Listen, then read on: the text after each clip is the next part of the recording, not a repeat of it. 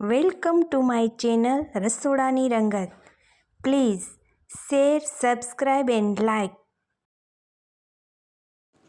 Hello friends, ગરમીમાં ઠંડકનો અહેસાસ કરાવે અને શરીર માટે એકદમ પૌષ્ટિક એવા તાજગીભર્યા બે ઠંડા પીણા બે શેક આપણે આજે બનાવવાના છીએ. ફ્રૂટના શેક બનાવીએ તો જોડાયેલા રહેજો. સૌપ્રથમ તો આપણે બનાના શેક બનાવવા માટે બે પાકેલ કેળા લઈ લીધા છે. સાથે આપણે ફ્રીજમાં એકદમ ઠંડુ દૂધ લીધું છે ફ્રેન્ડ્સ. તો હવે જે આપણે બે પાકેલ કેળા લીધા છે એની આપણે છાલ ઉતારી નાખશું. છાલ ઉતાર્યા બાદ એને આપણે નાના શેપમાં કટ કરી નાખશું ફ્રેન્ડ્સ. તો ચલો આપણે આ કેળાને કટ કરી નાખીએ અને ત્યારબાદ એક બાઉલમાં આપણે દૂધ લઈ લઈએ. તો સાથે આપણે દૂધ લઈ લીધું છે અને કેળાની છાલ ઉતારી અને હવે એનું આપણે કટ કરી નાખીએ. તો ફ્રેન્ડ્સ, આવી રીતે નાના નાના કટ મારી અને આપણે બ્લેન્ડર ફેરવવાનું છે એટલે કટ થઈ જશે.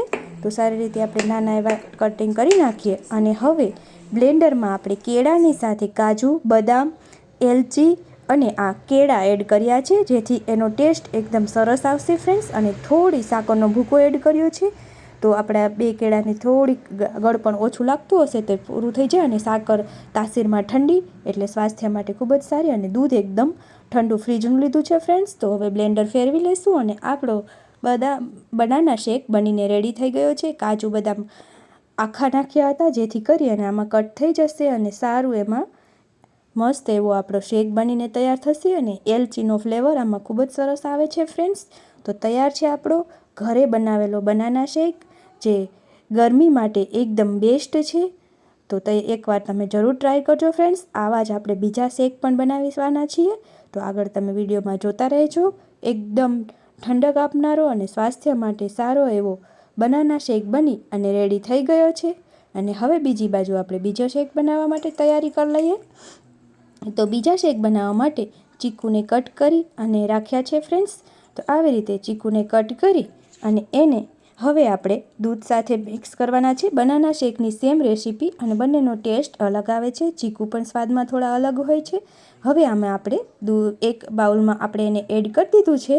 હવે એમાં આપણે દૂધ એડ કરશું અને દૂધમાં ગળ્યું દૂધ લીધું છે. જો કે એમાં સાકર ઓગળેલી છે એટલે નહીંતર આમાં સાકર નાખી દેવાની. અને એલચીના દાણા એડ કર્યા છે. ત્યારબાદ કાજુ બદામ પણ એડ કરશું અને આ બધું એડ કરી અને આપણે આ દૂધને સાથે બ્લેન્ડરમાં ફેરવી લેવાનું છે, જેથી કાજુ બદામનો ટેસ્ટ પણ સરસ આવે છે ફ્રેન્ડ્સ. અને આ બધું એકદમ સરસ રીતે હવે આપણે બ્લેન્ડરમાં મિક્સ કરી દેવાનું છે. તો ઇન્સ્ટન્ટલી આપણા શેક બની અને રેડી થઈ જાય છે. માત્ર દૂધ ઠંડુ હોવું જોઈએ, નહીંતર દૂધ ઠંડુ ના હોય તો તમે શેક બનાવી અને એમાં જો ક્યારેય બરફના ટુકડા નહીં નાખવાના, નહીંતર આ શેક આપણો મોરો પડી જશે. એના બદલે આપણે એને ફ્રીજમાં અંદર બરફના ખાનામાં મૂકી દેવાનું. તો ફ્રેન્ડ્સ, હવે આપણે આને બ્લેન્ડરમાં સારી રીતે ફેરવી લીધું છે. એટલે બ્લેન્ડર ફેરવાઈ જાય ત્યારબાદ આપણો શેક ચીકુ શેક બની અને રેડી થઈ ગયો છે. તો હવે આપણે હજુ આ જ રીતમાં બે ફ્રૂટ્સનો મિક્સ શેક બનાવી શકીએ છીએ. એ પણ ટેસ્ટમાં ખૂબ જ સરસ લાગે છે. તો હવે આપણે એ પણ એકવાર ટ્રાય કરી લઈએ ફ્રેન્ડ્સ. તો આ બ્લેન્ડર આપણું સરખી રીતે ચલાવાઈ જાય એટલે આપણો શેક બની અને સરસ એવું મિશ્રણ તૈયાર થાય છે. અને આ બજારના શેકને ભૂલાવી દેશે એવો સરસ આપણા ઘરના દૂધનો અને ફ્રૂટ્સ પણ આપણા હાથેથી બનાવેલા કટ કરેલા ફ્રૂટ્સનો એનો ટેસ્ટ જ અલગ હશે. એલચી ફ્લેવર એડ કરવાનું જેનો ટેસ્ટ અલગ જ આવશે. તો ચલો, બની ગયું છે આપણું ચીકુ શેક. હવે એને આપણે સર્વિંગ ગ્લાસમાં લઈ લઈએ. તો ફ્રેન્ડ્સ, તૈયાર છે આપણું ચીકુ શેક. ને આ જ રીતે આપણે હવે બનાના અને ચીકુનું મિલ્ક શેક સાથે તૈયાર કરવો છે. તો તેના માટે પણ આપણે તૈયારી કરી લઈએ. તો ચલો, ફરીથી આપણે ચીકુને કટ કરીએ. ચીકુને કટ કરી અને ફ્રેન્ડ્સ, સારી રીતે ચીકુ ધોઈ લીધું છે મેં. અને માત્ર જો આવી રીતનું થોડું જેમાં જે ઉપર હોય ને એ કટ કર્યું છે. એમાં છાલ સારી લાગે. તમને જો ખરાબ છાલ દેખાય તો નીકાળવી, બાકી કાંઈ જરૂર નથી. બી નીકાળી લેવાના અને છાલ આવી રીતે થોડી એવી ઉતારવાની. બાકી જો તમને સરખી છાલ દેખાતી હોય તો ઉતારવાની જરૂર નથી, કારણ કે એ છાલમાં પણ વિટામિન હોય છે. ધોવાનું, સાફ કરવાનું સારી રીતે અને આવી રીતે બી આપણે નીકાળવા માટે કટ કરવાનું છે. એટલે હવે ઝીણું કટ કરી નાખીએ આપણે.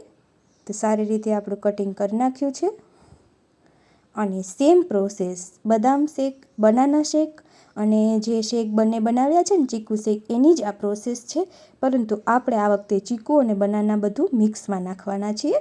એનો પણ ટેસ્ટ સરસ આવે છે. રોજે રોજ એક ફ્લેવરનું શેક ના પીવું હોય તો તમે આવી અલગ અલગ ફ્લેવરના શેક બાળકો અને મોટા પી શકો છો. જે ગરમીમાં ચા પીવાનું મન ન થતું હોય ત્યારે, અને દૂધ પીવાનું પણ ગરમીમાં કોઈને ઈચ્છા ન થતી હોય, તો આવી રીતે શેક બનાવી અને પીશો ને તો છોકરાઓ પણ હોશે હોશે પીવાના અને મોટા પણ ફરીથી માંગશે. એવું સરસ એવું આપણું આ શેક બનીને રેડી થયા છે.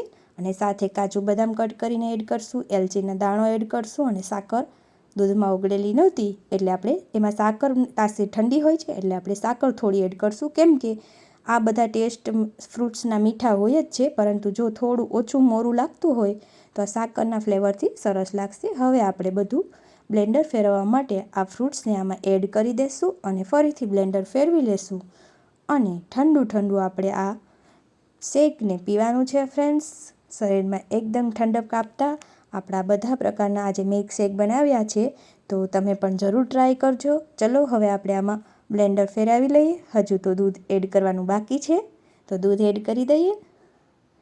અને દૂધ ફૂલ મલાઈવાળું હું રાખું છું, જેથી કરી અને એનો ટેસ્ટ એકદમ સરસ આવે. આવું ફ્રેન્ડ્સ એકદમ મલાઈવાળા દૂધનું શેક તમને ક્યાંય બહાર પીવા નહીં મળે. આ તમે ઘરના ટેસ્ટનું આપણા હાથે આપણે ફ્રૂટ્સ એડ કરી શકીએ અને આવું ઇન્સ્ટન્ટલી જો બની જતું હોય તો બહારનું પીવાની આપણે જરૂર જ નથી.